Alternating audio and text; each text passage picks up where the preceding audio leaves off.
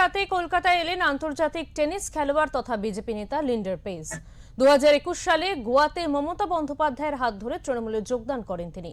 তারপর মঙ্গলবার 31শে মার্চ সুকান্ত মজুমদারের উপস্থিতিতে দিল্লিতে বিজেপির সদর দফতরে তৃণমূল ছেড়ে গেরুয়া শিবিরে যোগদান করেন তিনি। শুক্রবার তার সঙ্গে দেখা যায় বিজেপি নেতা কল্যাণ চৌবেকেও।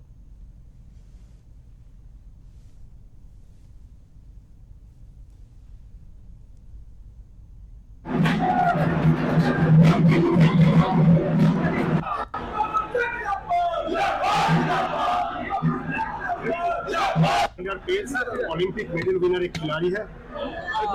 भारत के टेनिस को बहुत कुछ दिया लिंडर पेज ने। जिस समय भारत में बहुत सारे गेम्स होस्ट हो रही है, जिस समय भारत में ओलंपिक होस्ट करने की बात चल रही है, जिस समय भारत ओलंपिक बीट की तैयारी कर रही है, उस समय भारतीय जनता पार्टी में बंगाल में लिंडर पेज को भारतीय जनता पार्टी में आना बंगाल और बंगालियों के लिए बहुत ही खुशी की